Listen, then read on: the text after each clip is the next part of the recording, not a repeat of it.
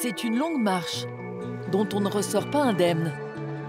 Un pèlerinage de près de 1500 km célèbre dans le monde entier le chemin de Saint-Jacques-de-Compostelle. Des monts d'Auvergne aux montagnes des Cantabriques, de la pointe du Finistère espagnol aux Pyrénées, Laurent nous emmène cette semaine dans un voyage aussi riche de paysages et de rencontres que de spiritualité. Une parenthèse de déconnexion, une expérience pleine d'émotions. Compostelle, comme si vous y étiez. C'est sur les plateaux de l'Aubrac que je suis vraiment devenu pèlerin, que j'ai commencé à comprendre l'esprit du chemin. Quel était le sens profond de ce passage légendaire, de cette voie millénaire? Car le chemin n'est pas une randonnée comme les autres. Son histoire est d'abord religieuse. Au IXe siècle, un ermite suit l'éclat d'une mystérieuse étoile et découvre sur les rives du nord de l'Espagne la dépouille d'un des 12 apôtres du Christ, Saint Jacques le Majeur. La ville de Santiago de Compostelle devient alors un but de pèlerinage aussi important que Jérusalem.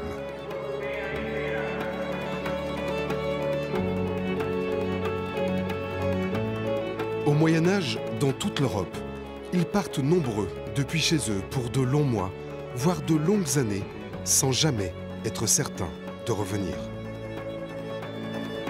En France, ils rejoignent l'une des 4 grandes routes principales pour passer les Pyrénées aux environs de Saint-Jean-Pied-de-Port et parcourir ensuite près de 800 km en Espagne via le Camino Frances.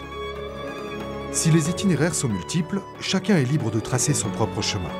Le mien sera celui de la montagne, avec pour départ le Puy-en-Velay. Pour la majorité des pèlerins, le chemin commence à 7 h du matin dans la cathédrale. Qu'ils soient croyants ou non, pour rien au monde ils ne rateraient la bénédiction donnée par le Père Emmanuel. Est-ce qu'il y a des personnes qui viennent de l'étranger? États-Unis. États-Unis. People coming from United States. Allemagne, aus Deutschland. Wie viele Personen aus Deutschland? Willkommen, willkommen. Je n'ai pas vraiment eu le temps de préparer mon périple, je n'ai donc réservé aucun logement. Mais il paraît que Compostelle s'improvise et se vit au jour le jour, selon un concept infaillible, l'hospitalité. Bonjour. Bonjour, Philippe. Dans cet ancien hospice tenu par des bénévoles, on trouve les premiers conseils, les infos pratiques et les choses à savoir comme celle du carnet de route qui valide chaque étape. Est-ce que c'est vraiment un pèlerinage? Est-ce que dans ma tête, je suis en train de me dire, tiens, tu vas faire un pèlerinage ou est-ce que je vais faire une grande randonnée, une longue randonnée? Je ne sais pas encore à quoi m'attendre. Même si ce n'est pas un pèlerinage religieux, ça aura forcément une signification quand tu arriveras à Saint-Jacques.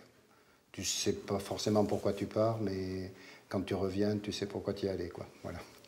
C'est à peu près ça, l'esprit. Tu as une crédentiale? Non, c'est quoi ça? Ah, ben la crédentiale, c'est important. Donc, c'est un livret qui va t'accompagner tout au long du chemin de Saint-Jacques, d'accord? Et c'est quelque chose qui, à chaque étape, tu feras mettre un tampon, en Espagne, ça s'appelle un cello, qui dit que tel jour, tu étais à tel endroit, d'accord? Je le mets là. Cette fois-ci, je largue les amarres. Je prends le chemin pour plusieurs jours d'improvisation totale, l'esprit ouvert et le pied léger sur les plateaux du Velay.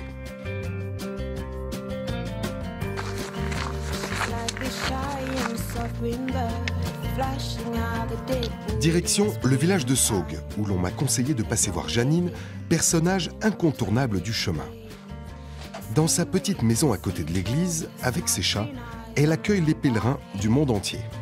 Vous êtes d'où? Visitors, yes. Visitors From Australia. from Australia. Australia. Oui. Janine, do you speak English? Non, Vous ne speakez pas English. pas du tout. Par geste.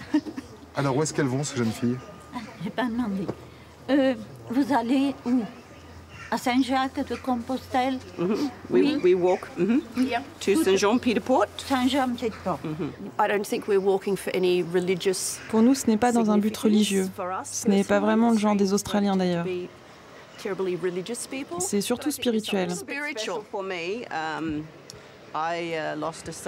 Moi, j'ai perdu un fils il y a 5 ans.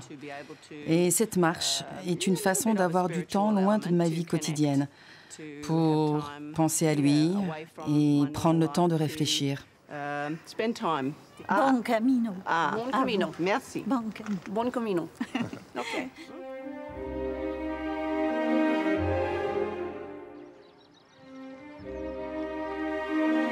Ces marcheuses australiennes ne sont donc pas venues d'aussi loin juste pour randonner. Comme beaucoup d'autres, elles font le chemin pour des raisons bien plus profondes. Et après Saugues, les paysages de la Margeride offrent une caisse de résonance puissante à l'état émotionnel de chacun.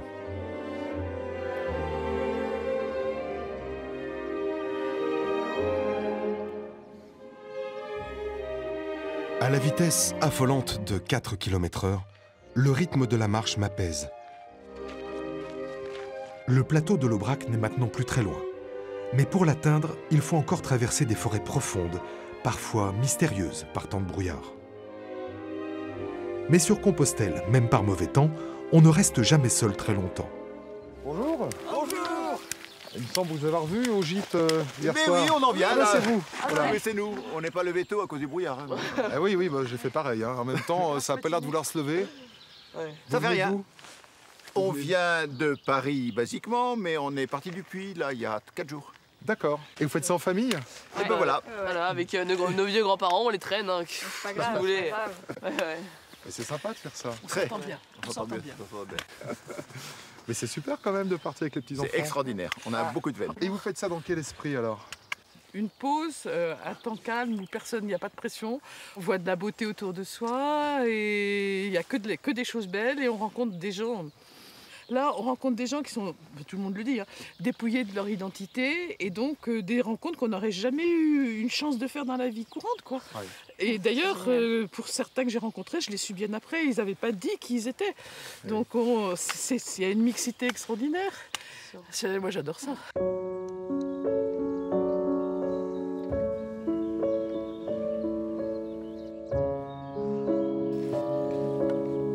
Au détour du chemin, on trouve ça et là des petits mots personnels qui parlent à chacun.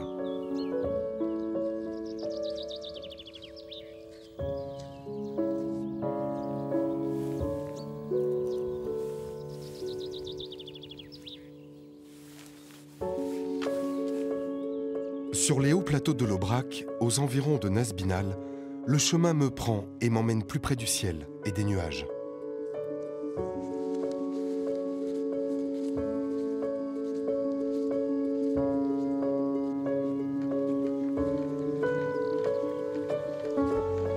Traces discrètes et harmonieuses, sinuant le long des murets typiques de l'Aubrac, la longue marche opère en moi une transformation lente et progressive. Je me laisse dériver dans un autre espace-temps, un autre rythme. Et au fil des pas, l'alchimie du chemin fait son œuvre. Il m'offre quelque chose d'aujourd'hui extrêmement rare, une parenthèse de déconnexion.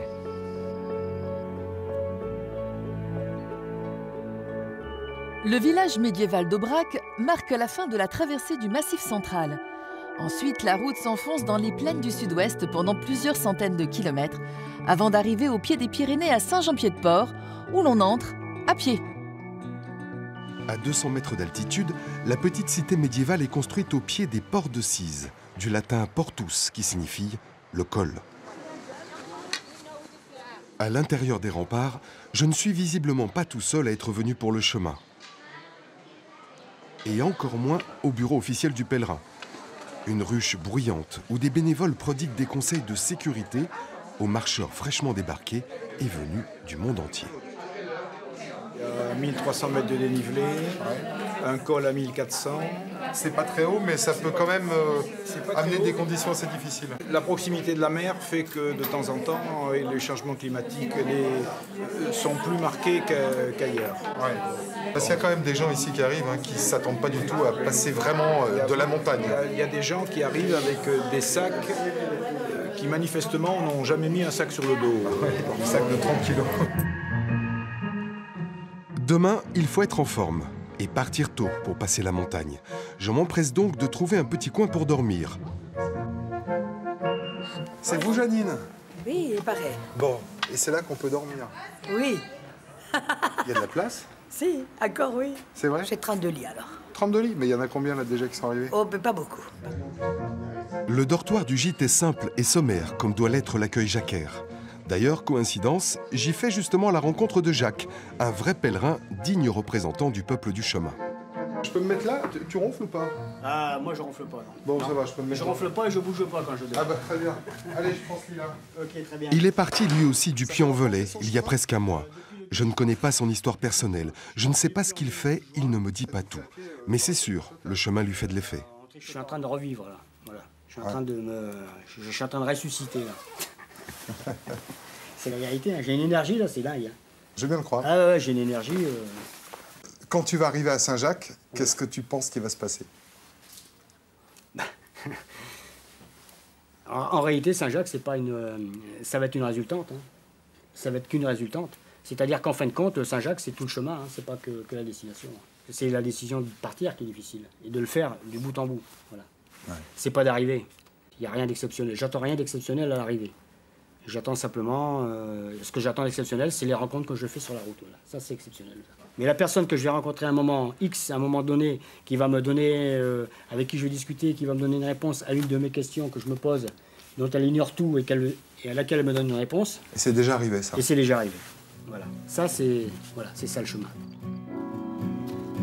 Cette fois-ci, on y est, à l'attaque de l'étape de montagne la plus difficile, la plus longue et la plus exigeante pour les pèlerins. Là, on arrive vraiment dans la partie qui grimpe fort, vite. Et c'est de la vraie montagne, même si on n'est pas très haut en altitude.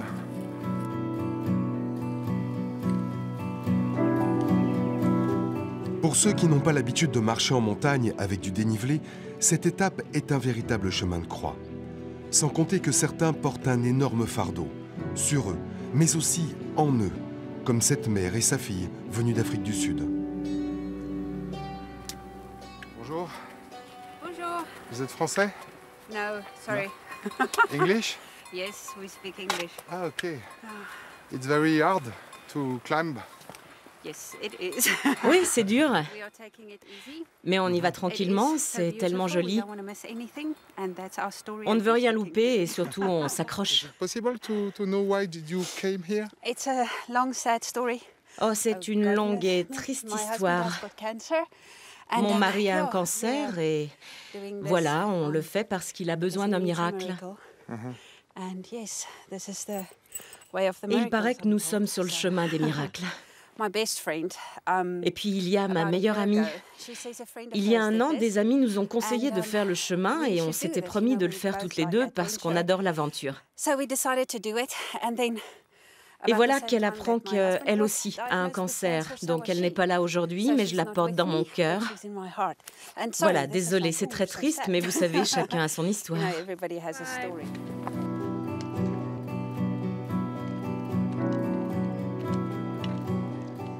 Passé les premiers kilomètres, le chemin s'adoucit pour atteindre un vaste plateau d'altitude qui ouvre sur les paysages grandioses de la montagne basque.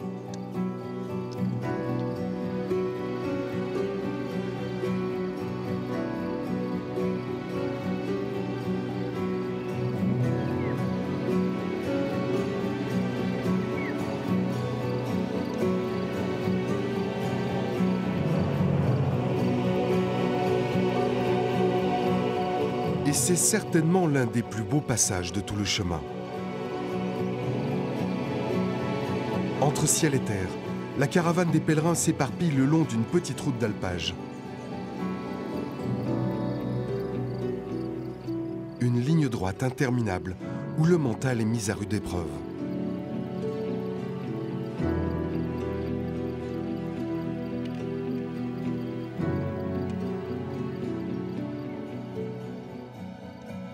La traversée des Pyrénées n'est pas qu'une épreuve, c'est aussi un symbole qui marque la moitié du voyage avec le passage en Espagne. Une Espagne qui m'accueille ce jour-là avec une météo épouvantable. Mais une fois de plus, comme en Aubrac, le chemin me réserve une belle rencontre. Alexandre, qui fait le parcours en sens inverse, cherche un lieu de bivouac. Il y a une sorte de refuge. Et là, il y a une dorée, il y en a une autre. Mais c'est pas pour dormir, c'est pas pratique. Hein. Ouais. Tu veux dormir? J'avais pensé. Alors c'est une planche et c'est tout. Parce que j'ai vu un refuge où c'est une Alexandre a déjà fait Ouais. Compostelle il y a quelques années. Il a aujourd'hui beaucoup de recul sur cette randonnée, pas comme les autres. Non, de toute façon, tous les gens qui vont pour faire de la randonnée finissent pas en mode allez, 50 km par jour, 60 km par jour, les baskets, le sac à dos. À la fin, ils disent depuis que j'ai ralenti, que je parle avec les gens, je me sens mieux. Ouais. Et j'ai compris qu'il y a un autre sens. Et ça m'a énormément fait grandir.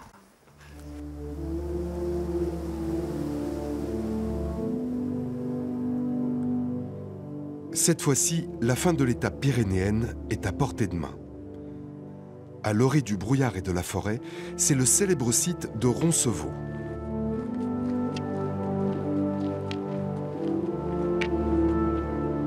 Roncevaux est un tout petit village construit autour d'une immense collégiale. L'ensemble appartient à l'église et je suis accueilli par Pachi, l'un des responsables religieux. Il m'explique que beaucoup de pèlerins espagnols partent d'ici pour Santiago, évitant ainsi la difficile étape des Pyrénées. Ce soir, il n'y a pas trop de monde, mais les jours de grande affluence, ils doivent ouvrir 2 dortoirs pour accueillir tous les pèlerins.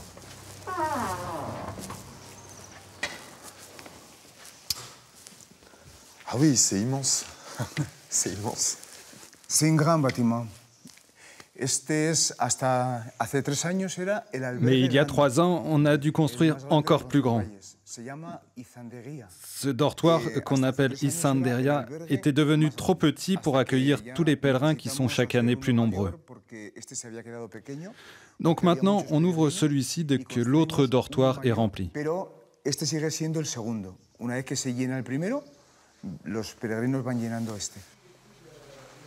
Je me mets dans la peau du pèlerin du Moyen-Âge qui arrive ici. C'est assez impressionnant, hein. C'est un bel endroit. Cet endroit n'est pas qu'un dortoir, c'est plus que cela. Cet endroit est représentatif de la dimension spirituelle de Roncevaux. C'est pour ça qu'il faut qu'il soit beau. Ainsi, les pèlerins peuvent se reposer en paix. La paix physique, certes, puisqu'ils arrivent de France complètement éreintés, mais aussi et surtout la paix spirituelle. Après Roncevaux, Laurent va maintenant s'engager sur ce que les pèlerins appellent le Camino Frances, le chemin de Compostelle dans sa version espagnole. À travers les paysages des monts Cantabriques, le chemin passe de village en village et révèle ainsi peut-être plus qu'ailleurs sa dimension spirituelle. J'arrive maintenant à l'un des endroits les plus symboliques de cette partie du chemin en Espagne. C'est la Cruz del Ferro, la croix de fer.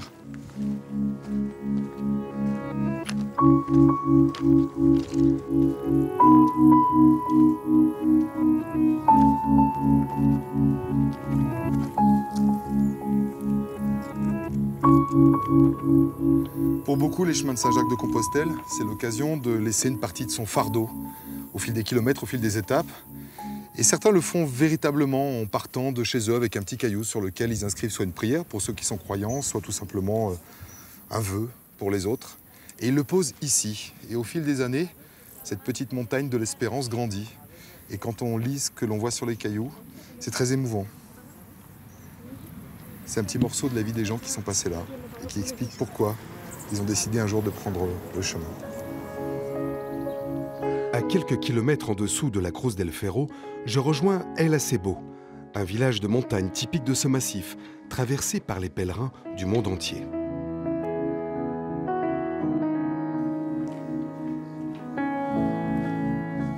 Visiblement, c'est l'heure de la sieste. Hein. Un pépère. Alors la sieste ici, c'est sacré. Il bouge pas, il est à l'ombre, il est bien.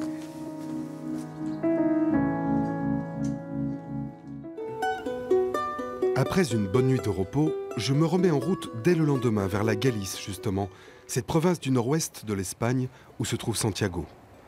Encore 300 km environ, entre petites collines, grands vignobles et vastes plaines, parfois un peu monotones.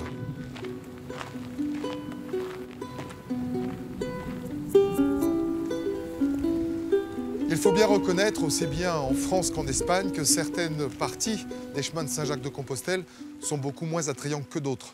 C'est le cas par exemple de ces immenses plateaux céréaliers que l'on peut trouver entre Roncevaux et Léon, écrasés par le soleil assez monotone pendant des dizaines, pour ne pas dire des centaines de kilomètres. Ce qui pousse certains pèlerins à utiliser un autre chemin qui fait aussi partie des chemins de Saint-Jacques-de-Compostelle.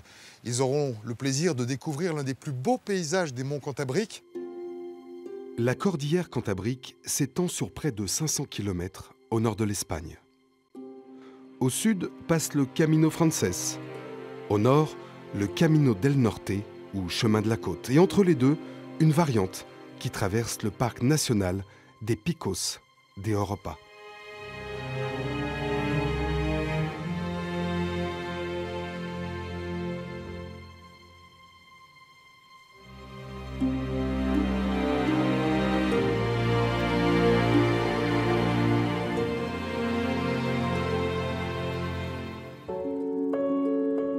En descendant la montagne, le chemin amorce maintenant sa dernière ligne droite. Après les monts Cantabriques, je vais atteindre enfin le but ultime du chemin de Compostelle, la ville historique de Santiago.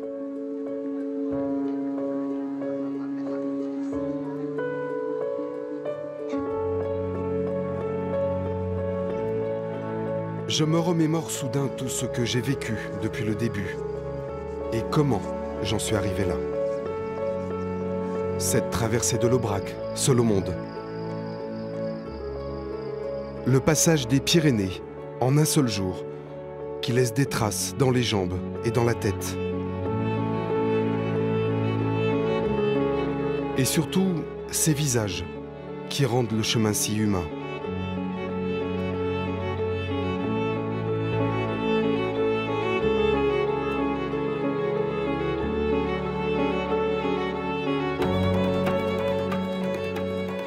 Alors voilà, après des semaines, voire des mois d'attente, c'est un moment important quand on arrive ici à Saint-Jacques-de-Compostelle. Vous voyez, cette rue, autrefois, c'était une muraille qui entourait la ville. Et de cette muraille, il ne reste plus que cette porte d'entrée symbolique qui a gardé le nom, Porta do Camino, la porte d'entrée de tous ceux qui ont suivi, comme moi, le chemin français, le Camino Frances. Et c'est donc forcément un peu émouvant quand on pénètre dans la cité ancienne.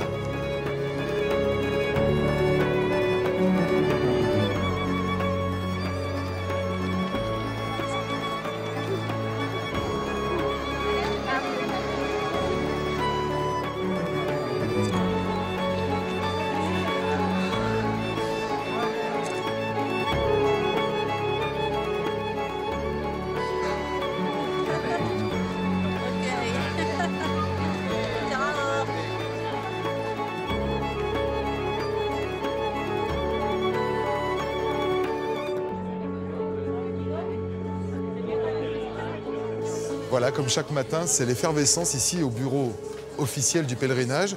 Tous ces gens qui attendent, ils sont au moins une centaine, espèrent recevoir la fameuse Compostela, la preuve du pèlerinage accompli. Et on entend parler absolument toutes les langues ici.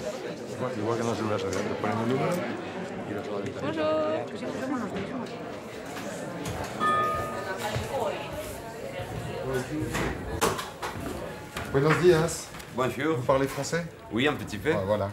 Qu'est-ce qui se passe ici? C'est le dernier coup de tampon? Oui, ici on met les derniers cachets du chemin et aussi on donne les pèlerins les documents, les certificats qu'on appelle la Compostela. L'accréditation, quoi. La preuve. Oui. Eh bien, allons-y alors. Ça, c'est un grand moment pour les pèlerins. Voilà, celui-là, on s'en souvient.